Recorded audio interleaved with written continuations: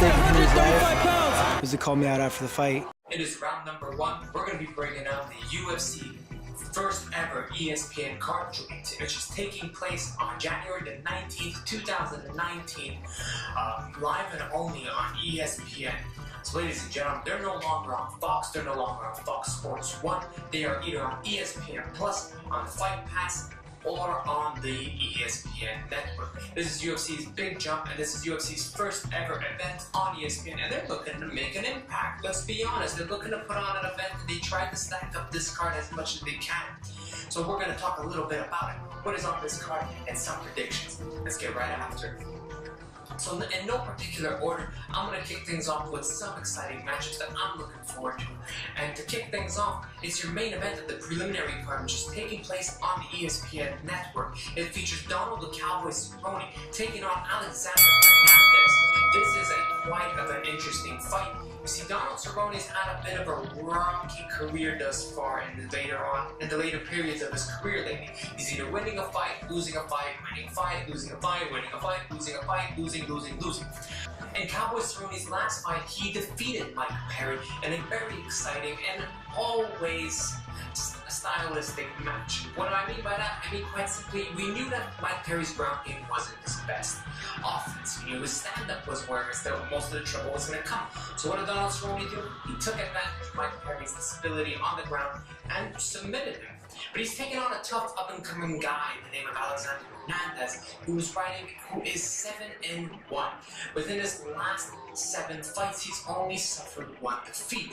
And since that 1 defeat, he's gone on to pick up another victory. So this is going to be an interesting match for the likes of Cowboy Cerrone, because he's facing a guy who is just as hungry, if not hungrier than him, to make a name for himself, and he hopes to do so in defeating the likes of Cowboy Cerrone, which a victory over Cowboy Cerrone more or less propels you into the next level of the lightweight division. It's not getting you up there at the top of the ladder where you could be clamoring for a top 15 or a top 10 fight, because Cowboy Cerrone is still an elite level fighter. He is still an elite level grappler and striker, and someone who's always fun to watch, and someone that the fans will tune into.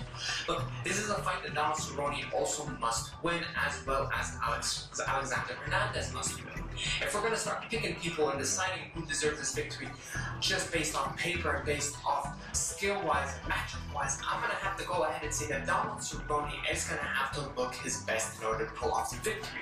The body shots and the body defending are going to have to be. He can't allow his body to take any more damage than it has. You saw what happened against the likes of Mike Perry. Mike Perry had him almost hurt a couple of times, but once he went to the ground, it was a different story. So Donald's going to have to find the weakness in Alexander Hernandez, and he's going to have to exploit just that. And even if it ends up being a boring fight, it does not matter. Cowboy Cerrone is going to need to pick up this victory, because another loss will damage his career. It will not put him in good standings to eventually get that title shot, which he's hoping and clamoring for. I'm picking Donald Cerrone in this fight. See, now we're moving on to the main card, which is taking place on ESPN Plus, their official home now, which is their new application, which is something that you must pay for every year in order to get. This is basically the Netflix of ESPN. So if you got ESPN Plus, you're getting all the major sports, and you're getting UFC events. So the UFC event is being kicked off with Glover Teixeira taking on Carl Robinson in a light heavyweight division match. Glover Teixeira originally was supposed to be taking on someone else, but due to injury, he was forced to withdraw, and in comes Carl Robinson on short notice. Carl Robinson is currently coming off of a victory. He does have a very good record.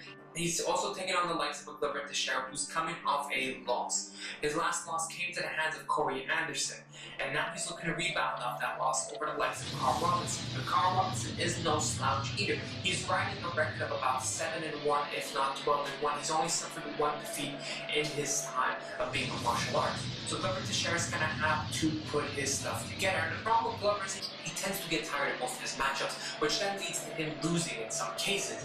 You see, Carl Robinson is a guy who's got some cardio who can go for quite a while. He doesn't have to concern himself with maintaining his ability and slowing down the pace. He doesn't have to worry about pacing himself. He can go as he needs to go because he understands what his body's capable of doing.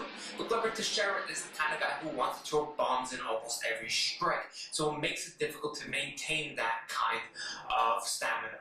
See, and this is the kind of fight where one of the two guys is going to be propelled into the next level. Glover's already been chopping at the bit a little bit, right? He's already taken on the likes of a John Jones. He's taken on the Alexander Gustafsson. He's even fought Anthony Johnson. So he's been at the top of the top. For Carl Robinson, this is new for him. This is new territory, and it's uncharted waters, and it's going to be a tough test for him. But picking this one is going to be, without a doubt, Carl Robinson. I just feel he's younger, and he's got so much to offer. It's going to pose the right kind of threats for Glover Teixeira. Now, moving on from this fight, that is Paige Van Zandt taking on Rachel Ostovich. For the newcomers who are unaware who Rachel Ostovich is, she was currently involved in a domestic dispute with her former husband. She suffered domestic violence against her, and since then has just been trying to put that past her and moving on and focusing on her career, as is the only thing you can do at this point. Look, you suffered something tragic that I cannot even imagine how that felt. And now she's looking to move past that and put that behind her as much as she can and go on to face the likes of Paige Van Zandt. Rachel Ostovich is also riding a 4-4 record. She's also coming off having competed on The Ultimate Fighter. She's taking on Paige Van Zandt, who's been missing from action for quite some time. See, Paige has been one of those girls who she comes in, she has a fight or two, and then she takes off to do a film, or to take place of Dancing with the Stars, or to focus on other things. She hasn't been as active as possible. But when you're putting her against the likes of Rachel Ostovich, who has been untested in terms of tough competition, this is going to be a matchup where she's going to have to fight for her life in order to survive and move on with the company. Because riding a 4-4 record, you're already at a disadvantage. The UFC is already considering the possibility of most likely letting you go or giving you a few more fights. Unfortunately for Rachel Ostovich, I'm going to have to say that Paige Van Zandt's octagon experience is going to play a big factor in this fight. Paige is also still training out of Team Alpha Male, which is one hell of a camp. They've done great work with every single one of their fighters. Paige was one of those girls that suffers and sometimes picks up victories, and this is going to have to be one of those times where I believe she picks up a victory. Also on this card, it is the always exciting Joseph Benavidez taking on Dustin Ortiz. Joseph Benavidez is currently one of those guys who is in the division, who suffers a loss, picks up a victory, suffers a couple of victories, and then suffers a loss. He's taking on Dustin Ortiz, who's currently riding a 3-fight win streak but has not fought since July. Joseph Benavidez is riding a 1-fight win streak, which he picked up in the month of November. This is a matchup between two elite fighters who are well-known household names for the hardcore fans and most likely for the casual viewers. Joseph Benavidez has been around a while. He's taken on Demetrius Johnson twice for the championship belt.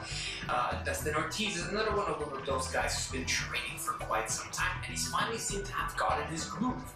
It seems like Dustin has finally checked in, and he's about to make a name for himself in his division and look to move towards a potential title shot at 125 pounds. I believe I spoke about Joseph Benavidez not too long ago when I said that he needed a victory in order to claim his opportunity against Henry Cejudo once again, which he holds a victory over Henry Cejudo. Joseph Benavidez and Dustin Ortiz, they're always exciting to watch because you know they're going to want to stand and bang.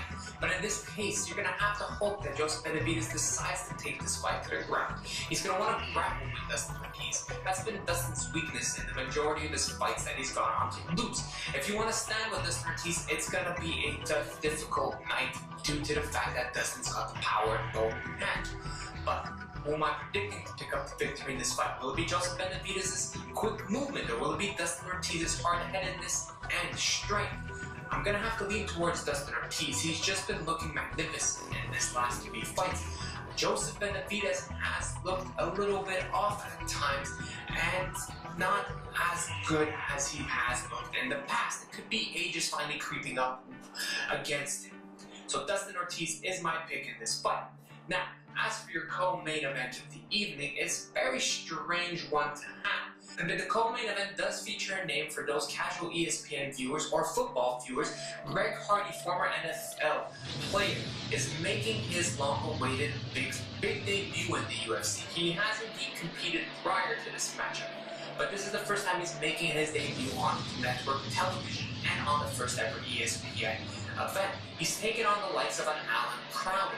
This is a matchup where it's 3-0 Greg Hardy, still getting the hang of this mixed martial arts game, taking on Alan Crowder, who's been competing for quite some time.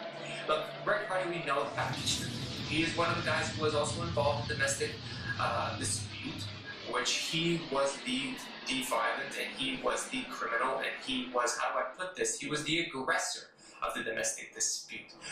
He received a lot of controversy and backlash by many media members due to the fact that the UFC was hiring and bringing in a guy who's well known for hitting or having violence against women, which is a kind of a weird thing to do and kind of a weird thing to promote when you're heading into a big network television deal. To have Greg Hardy on this event is kind of weird, but I understand they want to attract more than just the mixed martial arts fans. They want to attract everyone from the former NFL fans to the sports fans to who want to watch this fight. So Greg Hardy's taking on Alan Crowder in a very interesting matchup in which we all know that Greg Hardy's strength is in his stand-up game. For Alan Crowder, we're still unsure of what his game is. Look, he's a good fighter, Alan Crowder. He's got all-around game. But if you want to stand against a guy like Greg Hardy, you're going to be in for a long time. The pick of this one's going to be Greg Hardy. He just seems to have the advantage when it comes to putting people down. Plain and simple, when you have the advantage of putting people away. That's round number one. Round number two, I'm going to break down the main event. That is why I was leaving that main event out. We're going to break down TJ Dillashaw taking on Henry Cejudo for the UFC Flyweight Championship of the World, and that's coming up right now.